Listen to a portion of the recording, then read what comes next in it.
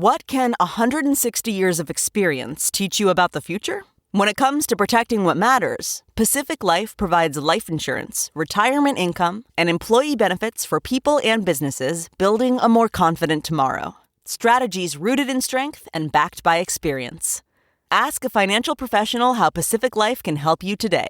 Pacific Life Insurance Company, Omaha, Nebraska, and in New York. Pacific Life and Annuity, Phoenix, Arizona.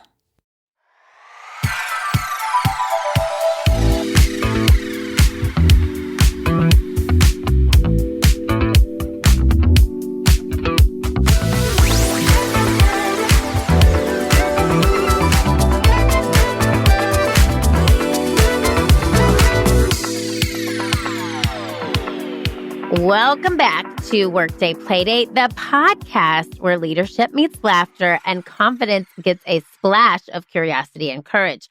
I am your host, Erin Deal, keynote speaker, recovering perfectionist. And guess what? The only pilot I know is the autopilot on a Keurig machine. So this month's theme, my peeps, is effective communication. Because here's the thing. You can have the perfect plan, a color-coded Google Calendar, and a vision board filled with good vibes.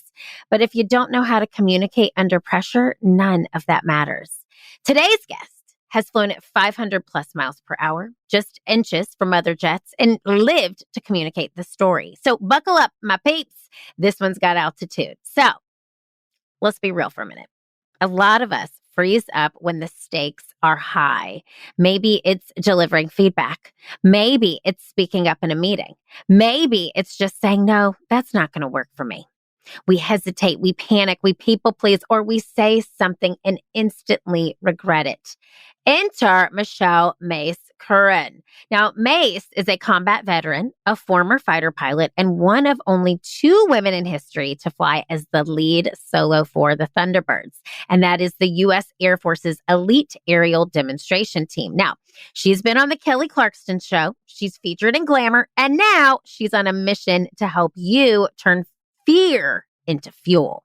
Now, her book, The Flip Side, teaches us how to invert our perspective and build confidence in small, consistent ways, whether you're in the boardroom or buckling into a cockpit. So let me talk to you, my peeps. Have you ever held back an idea because you weren't sure it was good enough? Have you ever replayed a conversation 30 times in your head? Speaking for a friend, I did that this morning. Have you ever felt like everyone else had it together while you were faking it? We see you, because here's the truth. A recent survey by Gallup found that 70% of employees say they lack confidence communicating under pressure. Harvard Business Review reports that fear of judgment is one of the top 3 reasons people stay silent at work. And women especially are conditioned to minimize, apologize, and over-explain. But Mace, she's here to flip that all upside down. Let's get into today's Playdate with Mace Curran.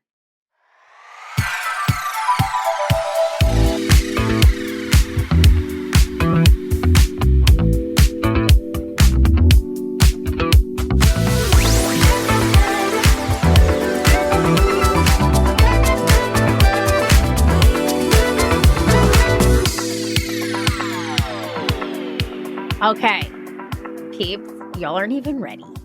Welcome to the show, Michelle Mace Curran. Welcome to Workday Playdate. Hey, thanks for having me. That was the highest energy podcast intro I've had so far, I think. Okay, I'm going to take that. I will. I told you I'm like bringing fun back to the show for me. So maybe that was like a little hype for both of us. Like I was like, oh, let's go, Mace. Let's go. So no, I'm truly pumped. It was perfect because if you do that too committed, you will like blow out your microphone, right? And everyone Correct. That's listening on headphones is like, oh no. But that was, you threaded that needle well. Thank you so much.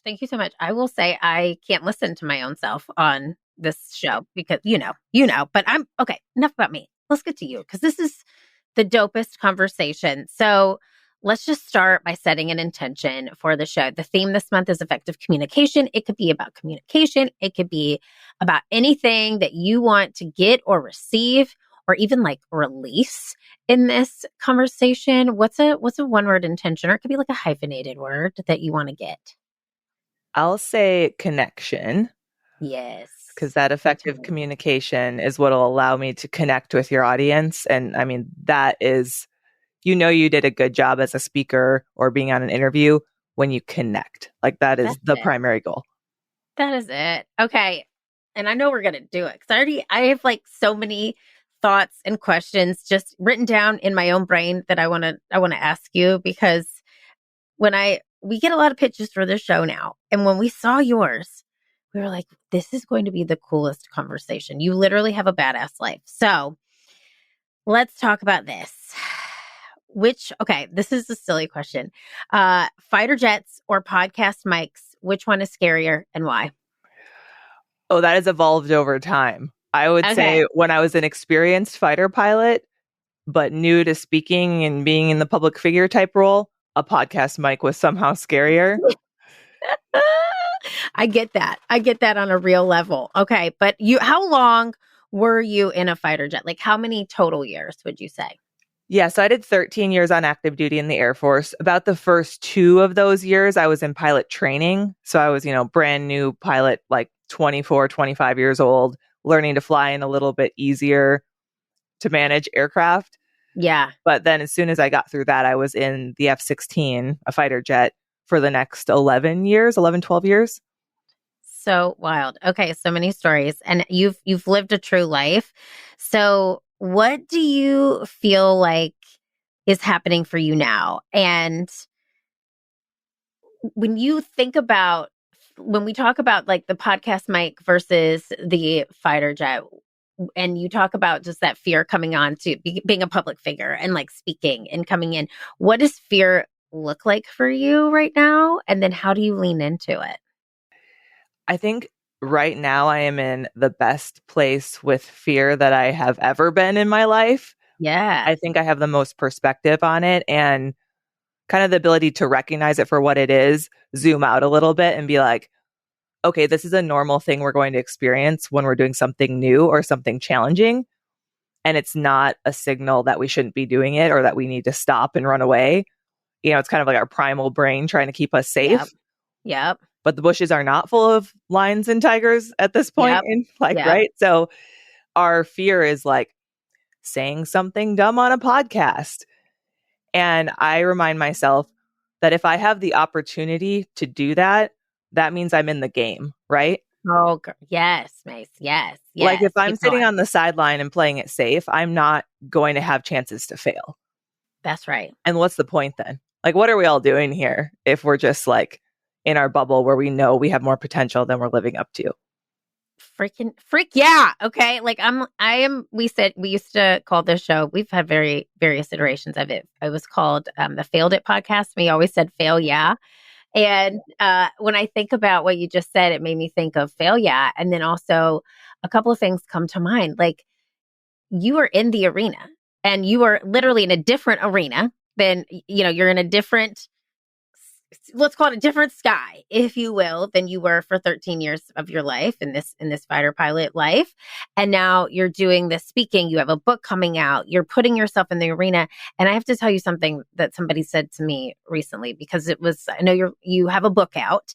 And when I was launching my own book, I got some feedback from somebody that sort of rubbed me the wrong way. And I spoke to a friend of mine who is also an author, and she goes, Erin, is that person in the arena? Is that person in the arena? Are they writing a book and talking about very vulnerable things and putting their life out there? And I was like, absolutely not. She goes, it doesn't matter.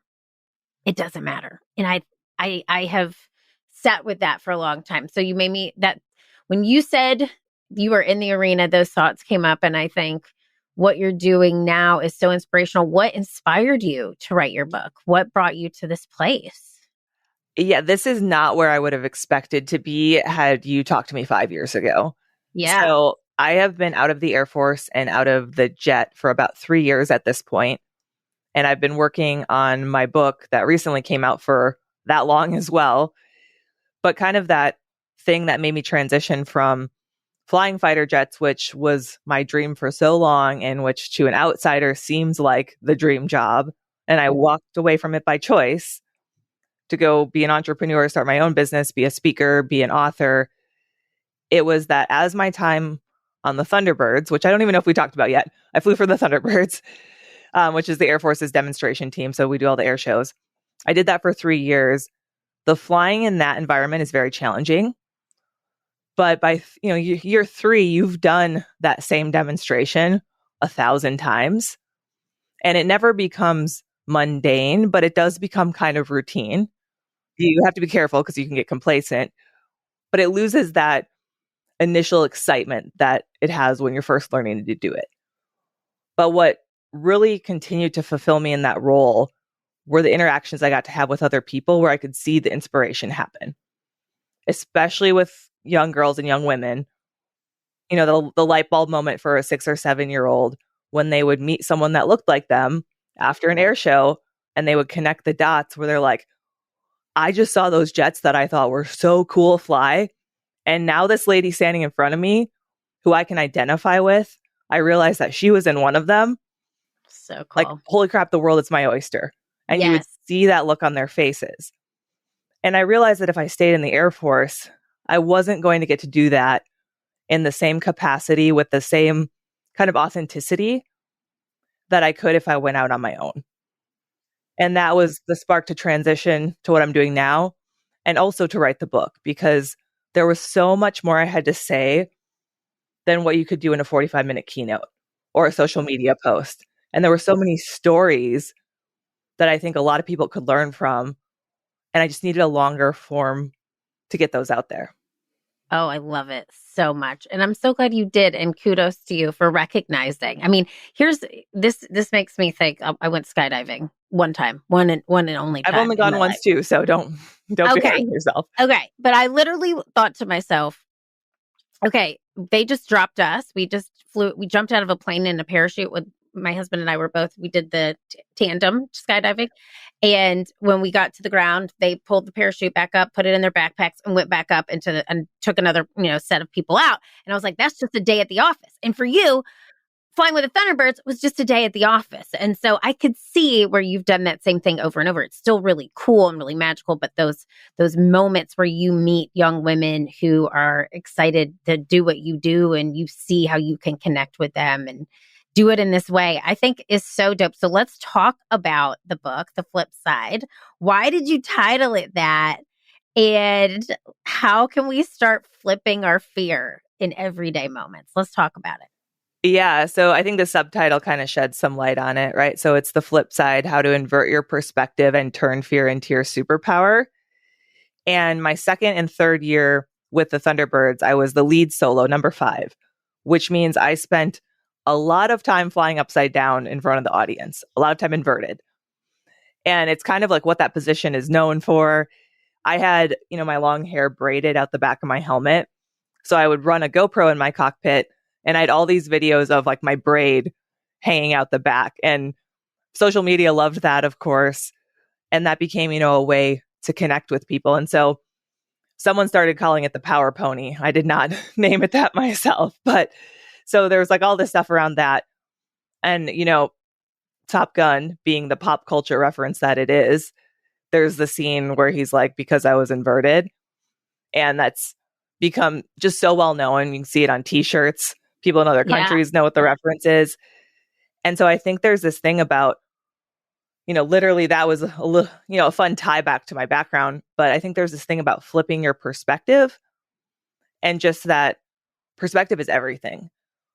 Like, we can have the exact same set of facts and the exact same situation playing out around us, but how we perceive it and how we respond to it and our attitude around it is what creates our experience. Yeah. And that's true with fear. That's true with self-doubt. That's true with anxiety and apprehension and all those things. And I don't want to make it seem like it's super easy to just like take a step back and be like, oh, that's not actually as serious as I felt like it was, because that's hard. It takes practice.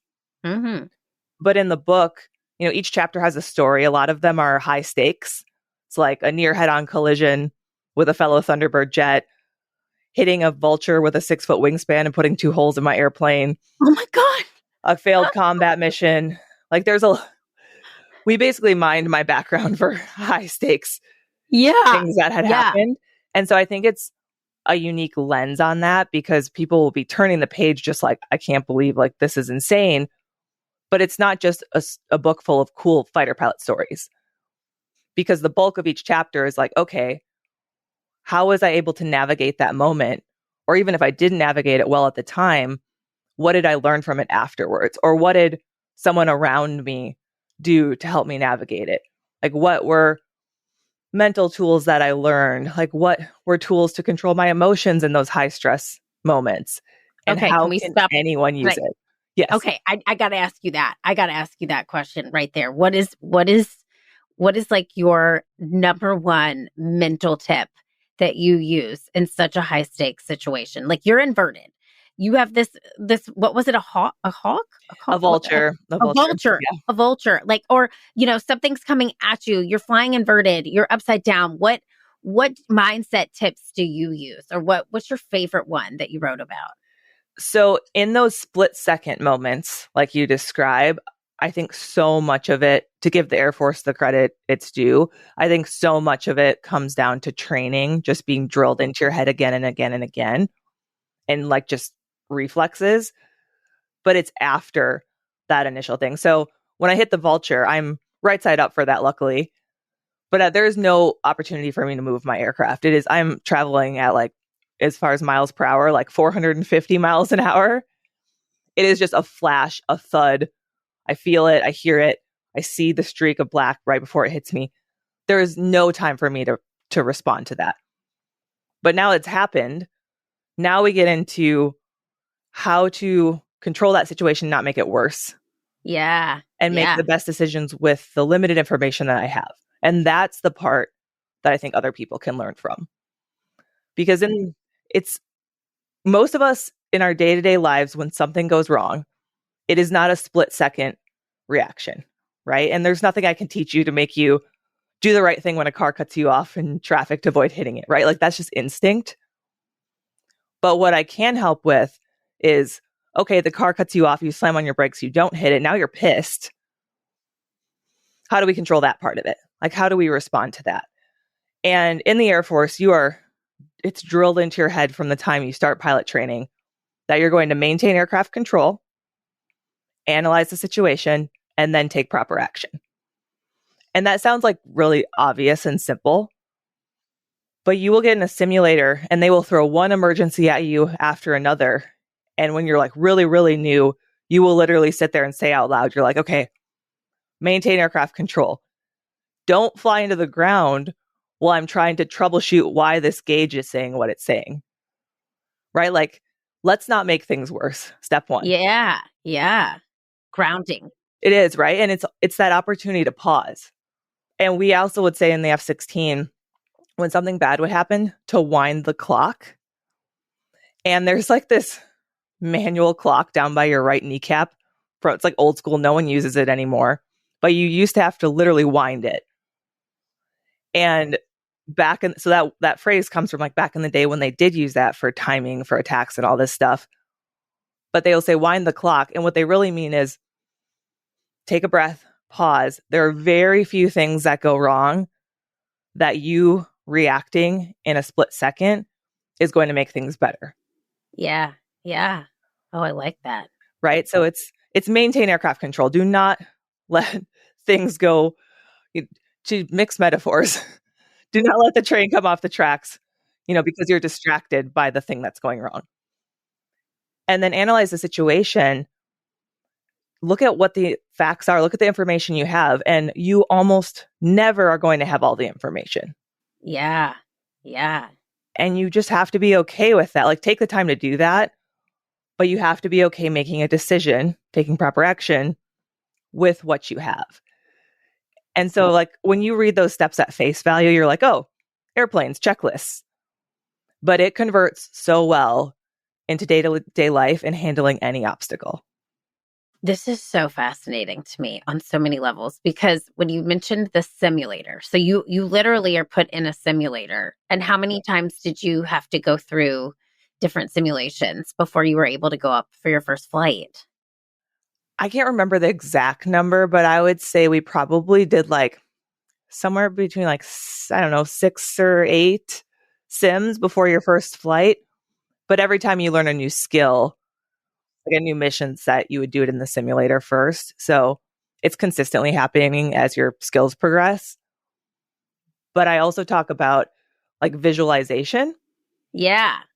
And we have something called chair flying because there's just literally not enough resources, not enough time to be in the sim or in an airplane to get the reps in that you need to get proficient at all the skills you're learning.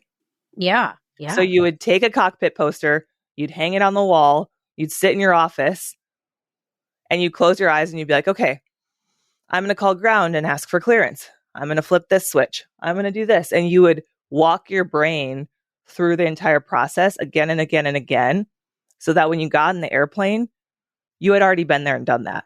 So good. And I do that for speaking too now. Like Yes. I'll visualize the stage and I'll visualize like making eye contact and connecting with the audience. Okay. All right, Mace. Okay. There's so many thoughts I have on this right now because we're going back to the simulation and then we'll talk about the visualization piece. But like why I use improv as a teaching tool is because it makes people experience what we're trying to teach them. And so you're literally in the experience, doing the experience, which I think is like obviously a great training ground for anybody in any profession. But when you think about the stakes of what you're simulating, like things can happen. Things can really go wrong. And this simulation is helping you experience what they want you to feel when they do. So I love that aspect. And I love the visualization piece, which I think a lot of people, especially in leadership, don't necessarily do. If you actually take a time to step back, especially when there's scenarios like at work that aren't going your way with team members, and you visualize what you want to happen, you can actually put it into place. I really think that's like kind of manifesting and visualizing sort of go hand in hand. You're actually saying, here's what I want to happen. Here's what I see happen. But a lot of leaders don't take the time to look at that point of view and to take a step back, take a deep breath, and visualize what they want to see happen. So I think all of these are like pulled leadership tips, which is why you wrote a freaking book about it. Genius and so smart. Hey, my Playdate peeps. I am so sorry to interrupt, but speaking of bad communication, I want us to listen up. Do you want your team to actually listen to each other and respond like humans, not robots? Then it's time to level up with our effective communication workshop here at Improve It. Now, in just 2 hours in person for up to 100 people or 90 minutes online for up to 50 peeps, we'll play our way through powerful improv techniques that teach your team how to read the room, build real rapport, and turn I hear you into I get you. Because what you say and what you don't say shapes every interaction. You can learn more and book your session today at learntoimproveit.com. And let's communicate like champs, shall we? That's learntoimproveit.com. You can find all the information on our effective communication workshop. Reach out, see all the different episodes at our website. Would love to have you join our community over here at learntoimproveit.com. Now back to the show. I want to jump just really quickly to communication under pressure because I know there's probably some phrases or tools that you might have that when stakes are high, you might use. So do you have like a go-to phrase that you learned or maybe you came up with when stakes are high? Well, for communication specifically, we have something called C3COM, which is clear, concise, correct. Clear, concise, correct. Okay, tell me more. Clear, concise, correct. And so we emphasize that in the context of you're in the middle of an operation, you're airborne, you're trying to get the pieces of information across on the radio. When someone else talks on the radio, you can't talk. Like you step on each other, right? You're like your calls will overlap and you'll cut people off. And there's not a lot of airtime. So things have to be communicated very quickly, but they also need to be clear and they need to be right. They need to be correct. Yeah. And when you talk about that in terms of like within a business, right? Say you're the leader and you need to communicate something to your team, or even if you're further down in the organization and you're just sending an email for any purpose, I think running it through that litmus test of, is this clear? Is it concise? And is it correct? Like, let's not start the rumor mill. Yeah. Let's not do that. Let's make sure we just are saying what we actually know, not what we're speculating. And like C3 Calm, it's just so useful in so many different settings. Even in a keynote speech, when you have 45 minutes or an hour, no one wants to hear your story that could have been told in 3 minutes in 15 minutes. That's right. So, okay. I also love clear. Brene Brown says clear is kind. And I think about that all the time when I'm communicating with my team, because I always think about just the expectations. If I haven't set an expectation, if I'm not clear and if something happens that I don't like, if I'm not clear, it's my own fault. Yep. They can't read your mind. Yep.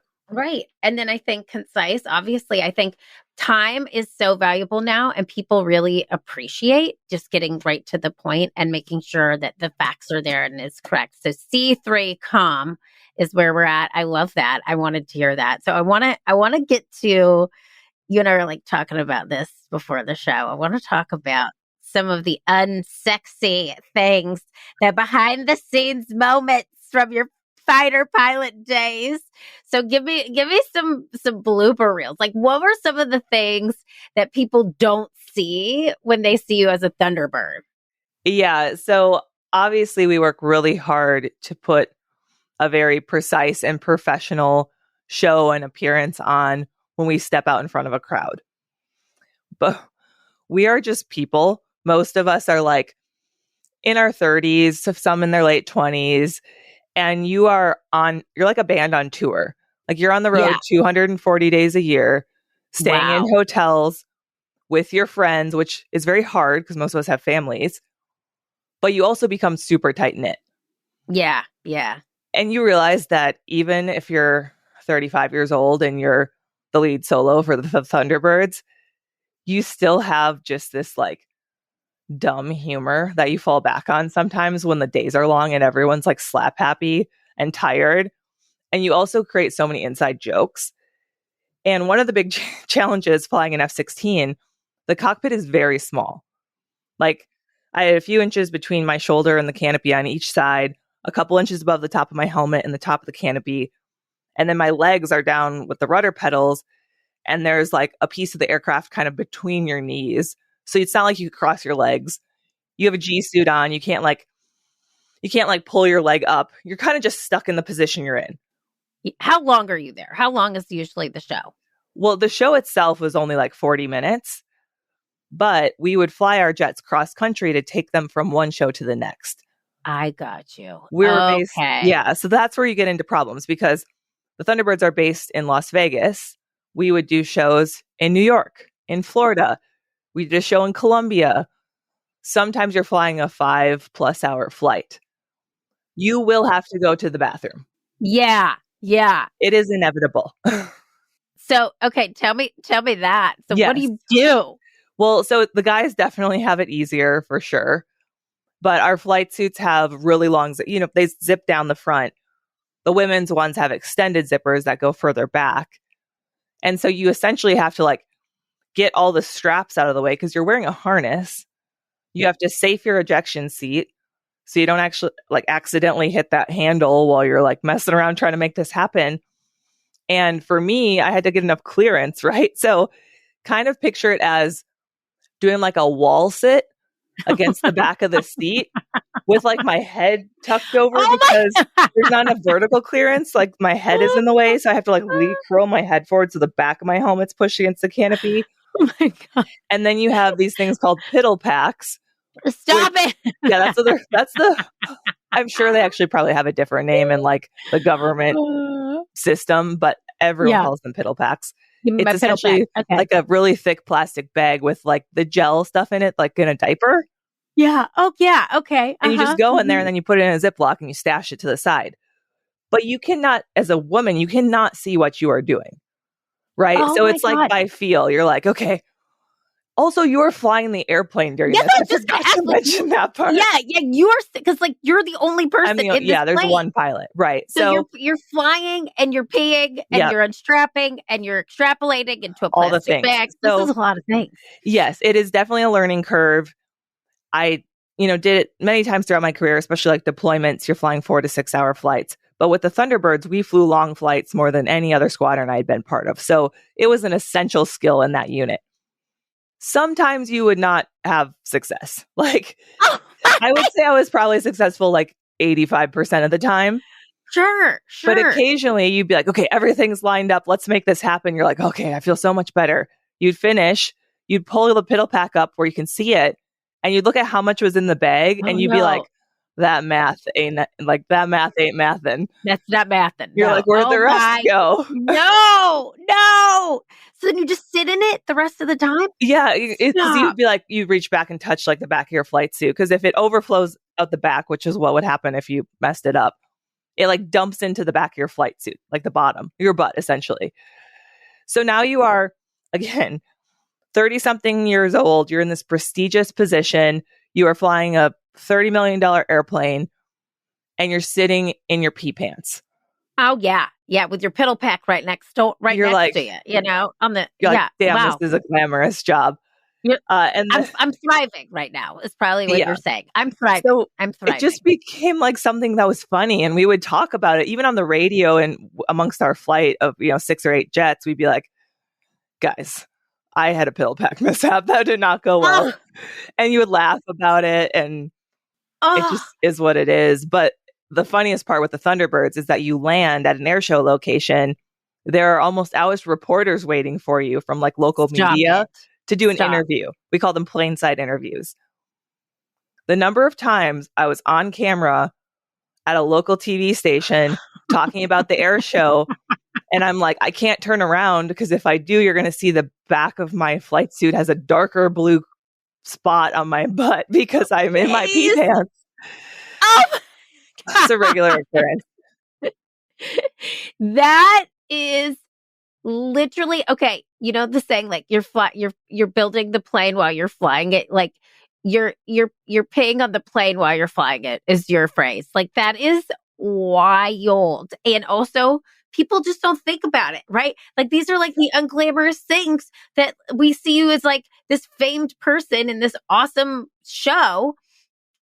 And we really needed that story. I needed that today. I needed that play date to come to life. That was good for me. Thank you. I needed my endorphins to flow. And it's funny to tell because it's funny. So it's always like a funny story to tell. But I also think there's some value in it because it just humanizes us, right? Like, we are just normal people who worked really hard at one specific skill set. And when you kind of take away that mystique, I think it opens up more possibilities for other people. Okay, can I tell you something? This is like kind of vulgar, but I'm going to go there. I think about this a lot with imposter syndrome. And you think about people who are just doing really cool stuff in the world and you're like, oh my gosh, he or they are so amazing. Like they're thriving. How do I do this? And then in the back of my mind, I think to myself, but you know what? They poop too. I knew you were going to say that because I thought the exact same thing. Yeah. Because it humanizes us. Like right behind me in my little podcast studio, I have a vision board and Oprah is literally all over this vision board. I just love Oprah. She's like my North Star. I would love to meet her, yada, yada. Oprah poops too. Okay, Oprah, like we all poop.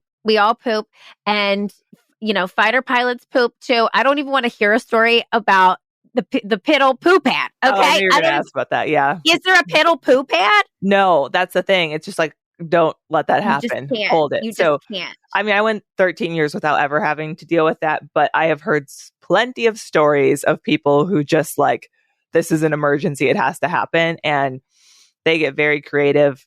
They sacrifice helmet bags and maps and gloves and all sorts of things. It's emergency at that point. We're like triage. Yeah. That is I mean, truly, you don't think about these things. So I'm glad we had you here to help us think through this. I also know that your book is filled with so many great leadership tips, so many things that people in the workforce can take and pull, and all of these experiences. We have had a lot of metaphors in our time together here today, but I know there's a lot more in the book, and I feel like my peeps got to go get it. So let me ask you this final rapid fire question. Okay. It's not final. I have a few more questions, but this is like a rapid fire that I'm very interested in. Okay. Cockpit or conference room? Which has more egos? Well, I was alone in my cockpit. So no, that's right. Room.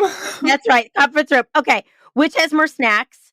Cockpit or conference room? Oh, cockpit. You'd be like, we could have a whole episode on snack tips. What was your snack of choice? Like, what was your number one snack? When I was deployed, gummy bears. Oh, because you can like bears? Slowly eat them. Okay, they feel like a reward, so it made sometimes very long and boring flights, like more manageable. I see that, and you can like space them out, right? Because you just like eat one and then you like wait a little bit, eat another one. Oh, you make me want gummy bears right now. My son has like way old Halloween candy from like 2024. So maybe I'm going to go find them. They're probably rock hard at this point. They're disgusting, but I'm going to get one because that made me hungry. Okay. And then cockpit or conference room, which one preps you better for life? The cockpit. And that's why I wrote the book, right? Like there's so many things from that really unique experience that I did in like the most stressful environment. So now they work in regular life. They work on a stage, in a conference room, whatever. And it helps me keep in perspective that the stakes are usually not as high as we make them out to be. Mm-hmm. So I'm often like, what's the worst that could happen? Because my first career, the worst that could happen was really bad. Yeah. And now it's not. Like, if I trip on my face in front of 2,000 people on a stage, we're going to have some like humor. Comedy fodder for sure.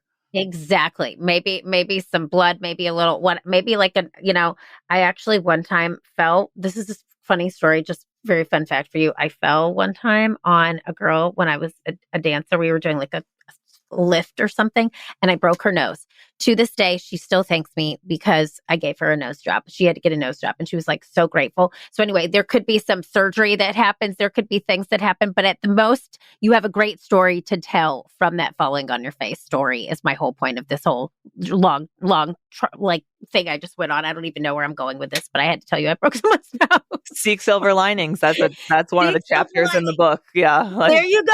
There you go. My friend Stephanie, you're welcome. Okay. Yep. She's happier now. All right. So this is my final question. Mace, you're so fun. Like this has been a true joy. I could talk to you forever. What are you going to do today to make your workday more playful? I am going to step out in the middle of the afternoon and go for a walk and listen to a true crime podcast, not a personal development podcast, not something like full of tons of intellectual value. I am just going to go get my steps in and listen to something that I was going to say brings me joy, but true crime, that's probably inappropriate to say. Nope. Some people love it. What's your favorite one? The people need to know, the peeps. I really like Morbid. Okay. They're funny. Morbid. Like the hosts are great. They cover all different sorts of stuff too. There's so many. I love true crime. It's weird. I don't normally talk about this in interviews, but I am a crime junkie. Good. And you know what? That brings you joy. And that's what we're talking about. We're talking about bringing more joy to work, bringing more things that bring you happiness. Walks always make me happy too. So I'm so glad we had this connection come in full circle to your word. And I know our peeps are going to want to find you. So tell them where they can find you and get your book, Flipside. Where can they get it? Everywhere. It is on Amazon, Target, Barnes & Noble, a lot of indie bookstores. It's mainstream available. As far as following along with my content, I put out a ton of really cool photos and videos, some from the cockpit, some from what I'm doing now. A lot of the lessons in the book. It's Mace, which is my call sign. So MACE_Curran, my last name. And so that's Instagram, LinkedIn, Michelle Mace Curran. My website's macecurran.com. I tried to be cohesive with my branding across all the things. Smart, smart, smart. I had to do that at one point too, and it makes it much easier. So we're going to link it all so everybody can find you. And please go get The Flip Side. It's an awesome, awesome book. You are so cool, Mace. Like truly the first and only fighter pilot we've ever had on Workday Playdate. So super dope chatting with you. Thank you for being here. Absolutely. Thanks for having me. It was fun. Mace. Okay. What a total powerhouse and a total blast. I want to thank her for bringing her story, her spark, and her serious flip side wisdom to today's Playdate. Now, to my peeps, you know I like to get you out of here with some homework. Your first piece of homework is choose one fear you've been putting off. Could be big or small, a hard conversation, a project you're nervous about, or even just speaking up first in a meeting. Then I want you to ask yourself, what's a tiny move I can make today to build confidence in this area? How can you flip your fear upside down? Then you're going to write it down. Then you're going to do it.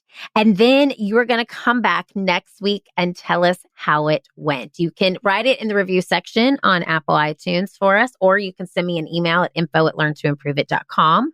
I want to make sure you grab Mace's book, The Flip Side, and follow her for all things bold and brilliant. You can find all those things in the show notes, my peeps. But until next time, I want you to flip your fear, find your voice, and don't forget to get out there and play. I'll see you next time.